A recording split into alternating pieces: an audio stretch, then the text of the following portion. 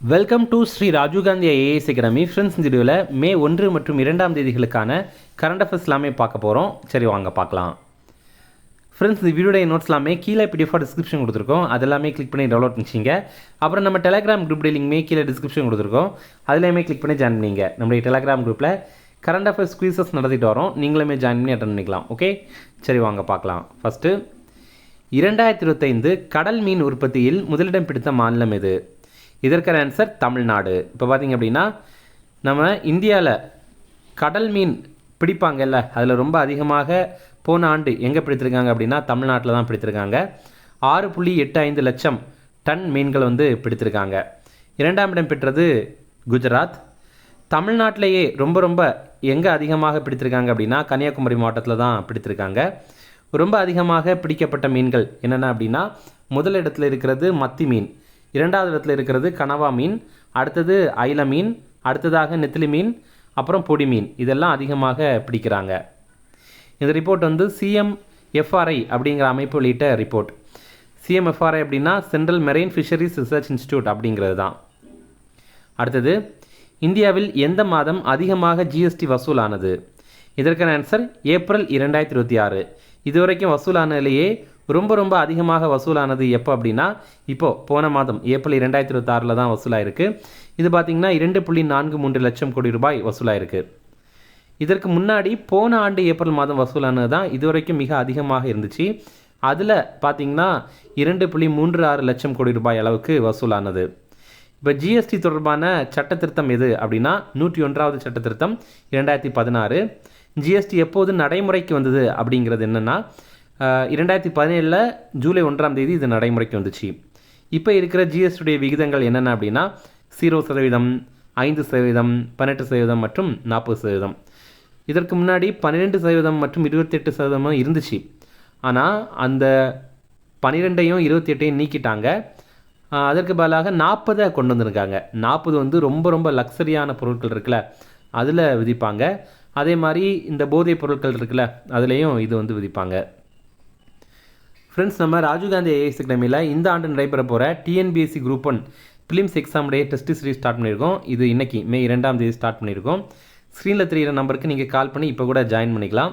அதே மாதிரி இந்த ஆண்டு நடைபெற போகிற டிஎன்பிஎஸ்சி குரூப் 2 குரூப் 2 எக்ஸாமுக்கான ப்ரிலிம்ஸ் டெஸ்ட் பேட்ச் ஸ்டார்ட் பண்ணியிருக்கோம். இதையுமே நம்ம குறைந்த கட்டணத்தில் நடத்துகிறோம். ஸ்க்ரீனில் தெரிகிற நம்பருக்கு நீங்கள் கால் பண்ணி பேசி ஜாயின் பண்ணிக்கலாம். அடுத்தது, அனுபீந்தர் சிங் கரேவால் எந்த அமைப்பின் தலைவராக தேர்வு செய்யப்பட்டார்?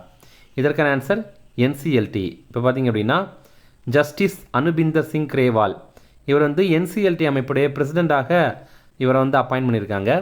என்சிஎல்டி அப்படின்னா நேஷ்னல் கம்பெனி லா ட்ரிபியூனல் அப்படிங்கிறது தான். அதாவது இந்தியாவில் இருக்கிற நிறுவனங்கள் இருக்குல்ல, கம்பெனிஸ் இருக்குல்ல, அது தொடர்பான சட்ட ரீதியிலான சிக்கல்களுக்கு இந்த அமைப்பு தீர்வு வழங்குவாங்க.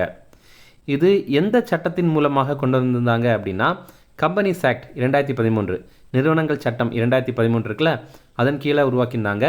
2016ஆவது ஆண்டு ஜூன் 1ஆம் தேதி இதை உருவாக்கியிருந்தாங்க. இந்த தீர்ப்பாயம் இருக்குல்ல, அதாவது இந்த என்சிஎல்டி தீர்ப்பாயம் இருக்குல்ல, இது அமைகிறதுக்கு காரணமாக இந்த குழு வி பாலகிருஷ்ண எராடி அப்படிங்கிற குழு. அடுத்தது, கிக் பணியாளர்களுக்காக டிஜிட்டல் குறை தீர்க்கும் முறையை தொடங்கிய இந்தியாவின் முதல் மாநிலம் எது? இதற்கான ஆன்சர் கர்நாடகா. கிக் ஒர்க்கர்ஸ் அப்படின்னா யாருன்னா இந்த ஸ்விக்கி ஜொமேட்டோ ஓட்டுறாங்கல்ல அவங்க, அப்புறம் அமேசான் டெலிவரி எல்லாம் பண்ணுறாங்கல்ல அவங்க. இப்போ அவங்களுக்கான டிஜிட்டலாக ஒரு குறை தீர்க்கிற முறையை கர்நாடகாவில் உருவாக்கியிருக்காங்க. இது இந்தியாவிலேயே முதல் முறை. அடுத்தது, எம்பிஏ படிப்புக்கான சிறந்த நிறுவனமாக முதலிடம் பெற்ற இந்திய நிறுவனம் எது? இதற்கான ஆன்சர் ஐஏஎம் பெங்களூரு. இப்போ பார்த்திங்க அப்படின்னா QS அப்படிங்கிற அமைப்பு உலக அளவில் சிறந்த எம்பிஏ நிறுவனங்கள் எதெல்லாம் அப்படிங்கிற ரேங்கிங் வெளியிட்டிருக்காங்க. இதில் இந்தியாவில் முதலிடம் பெற்றது ஐஏஎம் பெங்களூரு, கர்நாடகாவில் இருக்குது. உலக அளவில் இந்த ஐஏஎம் பெங்களூரு 64வது இடத்துல இருக்குது. QS அப்படிங்கிறதுடைய விரிவாக்கம் குவாக்ராலி சைமன்ஸ் அப்படிங்கிறது. அந்த அமைப்பு இந்த மாதிரி ஒவ்வொரு வருஷமும் எது சிறந்த பல்கலைக்கழகங்கள், எதெல்லாம் சிறந்த கல்வி நிறுவனங்கள் அப்படிங்கிற ரிப்போர்ட்டை வெளியிடுவாங்க. அடுத்தது, 2026 விட்லி விருதை வென்ற இந்தியர் யார்? இதற்கான ஆன்சர் பர்வீன் ஷேக். இப்போ பார்த்திங்க அப்படின்னா பர்வீன் ஷேக் இவங்க இந்தியாவை சேர்ந்த பறவை நல ஆர்வலர். இவங்க இந்திய ஸ்கிம்மர் அப்படிங்கிற பறவை இனத்தை பாதுகாத்து வர்றாங்க. இதற்காக இந்த விருது அவங்களுக்கு வழங்கியிருக்காங்க. இந்த விருதை வழங்கின அமைப்பு பிரிட்டனை சேர்ந்த விட்லி ஃபண்ட் ஃபார் நேச்சர் அப்படிங்கிற அமைப்பு. அடுத்தது மஹுவா மலர் திருவிழா எங்கு கொண்டாடப்படுகிறது? இதற்கான ஆன்சர் தெலுங்கானா. தெலுங்கானாவில் எங்கே இதை கொண்டாடுறாங்க அப்படின்னா ஆதிலாபாத் மாவட்டத்தில் ஜமிதி அப்படிங்கிற கிராமத்தில் கொண்டாடுறாங்க. இதை வந்து அங்கே எப்படி கொண்டாடுறாங்க, என்ன பேரில் கொண்டாடுறாங்க அப்படின்னா இப்போது பூவு பண்டுகா அப்படிங்கிற மாதிரி கொண்டாடுறாங்க. மஹுவா மரத்துடைய நன்மைகளை கோண்டி இன மக்கள் இருக்காங்கல்ல அவங்க கொண்டாடுற திருவிழா தான் இது. இந்த மரத்துடைய அறிவியல் பேர் என்ன அப்படின்னா மதுக்கா இண்டிகா அப்படிங்கிறது தான். அடுத்தது 2026 IBSF உலக பில்லியர்ட்ஸ் சாம்பியன் பட்டம் வென்ற இந்தியர் யார்? இதற்கான ஆன்சர் சௌரவ் கோத்தாரி. இப்போ பார்த்தீங்க அப்படின்னா IBSF வேர்ல்டு பில்லியர்ட்ஸ் சாம்பியன்ஷிப் போட்டி வந்து நடைபெற்றது. அயர்லாந்துடைய கார்லோ நகரில் தான் நடைபெற்றது. இதில் நம்ம இந்தியாவை சேர்ந்த சௌரவ் கோத்தாரி தான் வெற்றி பெற்றிருக்காரு. அடுத்தது ஒரு ஷார்ட் நியூஸ் ரெஃபரன்ஸ், அதையுமே பார்க்கலாம். ஜம்மு காஷ்மீருடைய 2 தலைநகரங்கள், ஒன்று ஜம்மு, இன்னொன்று ஸ்ரீநகர். இந்த 2 பகுதிகளுக்கு இடையில் வந்தே பாரத் ரயில் சேவையை வந்து தொடங்கியிருக்காங்க. இந்த பகுதிகளை இணைக்கிற முதல் நேரடி ரயில் இதுதான். இதன் மூலமாக அங்கே இருக்கிற பயண நேரம் 5 மணி நேரமாக குறையும். மத்திய ரயில்வே துறை அமைச்சர் அஸ்வினி வைஷ்ணவ், ஜம்மு காஷ்மீருடைய முதல்வர் ஒமர் அப்துல்லா. அடுத்த முக்கிய தினங்கள் பார்க்கலாம். உலக உழைப்பாளர் தினம், இது மே 1ஆம் தேதி. இந்த ஆண்டுக்கான கருப்பொருள் சிறந்த மனநல மற்றும் சமூக பணிச்சூழலை உருவாக்குவோம் அப்படிங்கிறது தான். இந்தியாவில் மே தினம் கொண்டாடினது யார் அப்படின்னா சென்னையில் சிங்காரவேலர் இருக்கார்ல அவர் 1923ஆவது ஆண்டு மே 1ஆம் தேதி இதற்கான கொண்டாட்டத்தை வந்து ஒருங்கிணைத்து கொண்டாடியிருந்தார். இது ரொம்ப முக்கியமான ஒரு கேள்வி. அடுத்தது குஜராத் மாநில உருவாக்க தினம், இது மே 1ஆம் தேதி. அதே மாதிரி மகாராஷ்டிரா மாநில உருவாக்க தினமும் மே 1ஆம் தேதி தான். 1960ஆவது ஆண்டு மே 1ஆம் தேதி பம்பாய் மாகாணத்திலிருந்து பிரித்து இந்த 2 மாநிலங்களும் உருவாக்கியிருந்தாங்க. இதற்காக பம்பாய் மறுசீரமைப்பு சட்டம் 1960 அப்படிங்கிறது இயற்றப்பட்டது. அடுத்தது வள்ளல் அதியமானுடைய பிறந்தநாள், இது மே 1ஆம் தேதி. ஆக்சுவலி அவர் மே 1ஆம் தேதி பிறக்கலை, அவர் வந்து சித்ரா பௌர்ணமி நாளில் பிறந்ததாக நம்பப்படுது. அப்போ இந்த ஆண்டு பார்த்திங்கன்னா சித்ரா பௌர்ணமி நம்ம மே 1ஆம் தேதி கொண்டாடியிருந்தோம். இவர் தகடூரை ஆண்ட மன்னன். அதியமான் வந்து தகடூர் இருக்குல்ல, இப்போ தருமபுரி அப்படின்னு அழைக்கிறோம்ல, அதை ஆண்ட மன்னன். இவர் வந்து ஔவையாருக்கு நெல்லிக்கனி வழங்கியவர்.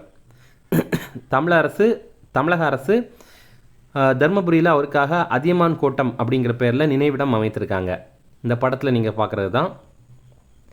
அடுத்தது உலக சூறை மீன் தினம், இது மே 2ஆம் தேதி. கடலில் பிடிக்கப்படுற மீன்களில் அதிகபட்சம் இந்த வகை மீன்கள் தான் இருக்குது. உலக அளவில் 20% இந்த வகை மீன்களாக தான் இருக்குது. இதில் அதிகமான சத்துக்களும் இருக்குது. ஒமேகா 3, விட்டமின் B12, அப்புறம் ப்ரோட்டீன்ஸ், இதெல்லாமே இருக்குது. இந்த தினம் வந்து ஐநா சபையினால் அங்கீகரிக்கப்பட்ட தினம். ஓகே, இனி ரிவிஷன் பார்க்கலாம். 2025 கடல் மீன் உற்பத்தியில் முதலிடம் பிடித்த மாநிலம் எது? இதற்கான ஆன்சர் தமிழ்நாடு. அடுத்தது இந்தியாவில் எந்த மாதம் அதிகமாக GST வசூலானது? இதற்கான ஆன்சர் ஏப்ரல் 2026. அடுத்தது அன்பீந்தர் சிங் கரேவால் எந்த அமைப்பின் தலைவராக தேர்வு செய்யப்பட்டார்? இதற்கான ஆன்சர் NCLT. அடுத்தது கிக் பணியாளர்களுக்காக டிஜிட்டல் குறை தீர்க்கும் முறையை தொடங்கிய இந்தியாவின் முதல் மாநிலம் எது? இதற்கான ஆன்சர் கர்நாடகா. அடுத்தது MBA படிப்புக்கான சிறந்த நிறுவனமாக முதலிடம் பெற்ற இந்திய நிறுவனம் எது? இதற்கான ஆன்சர் IIM பெங்களூரு.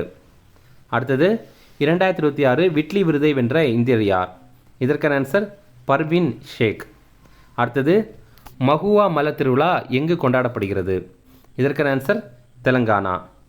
அடுத்தது 2026 IBSF உலக பில்லியர்ட்ஸ் சாம்பியன் பட்டம் வென்ற இந்தியர் யார்? இதற்கான ஆன்சர் சௌரவ் கோத்தாரி. அடுத்தது போன வீடியோவில் நம்ம ஒரு ப்ரீவியஸ் இயர் கேள்வி கேட்டிருந்தோம், அதை பற்றி பார்க்கலாம். பின்வருவற்றில் எது தெரு வியாபாரிகள் தொடர்பான திட்டம்? இதற்கான ஆன்சர் ஸ்வநிதி திட்டம் அப்படிங்கிறது தான். ஸ்வநிதியுடைய விரிவாக்கம் என்ன அப்படின்னா இதை வந்து PM ஸ்வநிதி அப்படின்னு முழுவதுமாக சொல்லுவாங்க. PM ஸ்வநிதி அப்படின்னா prime minister street வெண்டாஸ் Atma Nirbhar நிதி அப்படிங்கிறது தான். இது வந்து கொரோனா டைமில் தொடங்கியிருந்தாங்க. 2020 ஜூன் 1ஆம் தேதி தொடங்கியிருந்தாங்க. இது சாலை வியாபாரிகள் இருக்காங்கல்ல, தெருவோர வியாபாரிகள், அவங்களுக்கு எந்த ஒரு பிணையும் இல்லாமல் கடன் வழங்குகிற ஒரு திட்டம் தான் இந்த ஸ்வநிதி அப்படிங்கிற திட்டம். கொரோனா டைமில் பார்த்திங்கன்னா அந்த சாலையோர வியாபாரிகள் ரொம்ப அதிகமாக பாதிக்கப்பட்டிருந்தாங்க. அப்போ அவங்களுக்கு கடன் கொடுக்கணும், எந்த ஒரு பிணையும் இல்லாமல் கடன் கொடுக்கணும் அப்படிங்கிறதுக்காக மத்திய அரசினால் இந்தியா முழுவதுமே தொடங்கப்பட்ட ஒரு திட்டம் தான் இந்த ஒரு திட்டம். அப்புறம் இன்றைக்கான கேள்வி, இதில் பார்த்திங்கன்னா சில திருத்தங்கள், அரசியலமைப்பு திருத்தங்கள் கொடுத்துருக்காங்க. அதை நம்ம வந்து பொருத்த வேண்டியதாக இருக்கும். நீங்கள் இதை வாசித்து பார்த்துட்டு கரெக்டான ஆன்சரை வந்து கமெண்ட் பண்ணுங்கள். ஓகே, அவ்வளோதான் ஃப்ரெண்ட்ஸ். இந்த வீடியோ பிடிச்சினா கண்டிப்பாக லைக் பண்ணுங்கள். நம்மளுடைய சேனலுக்கு சப்ஸ்கிரைப் பண்ணி வச்சிங்க. உங்கள் நண்பர்களுக்குமே ஷேர் பண்ணுங்கள். கண்டிப்பாக இது அவங்களுக்கும் மேலே தான் இருக்கும். Okay, thank you.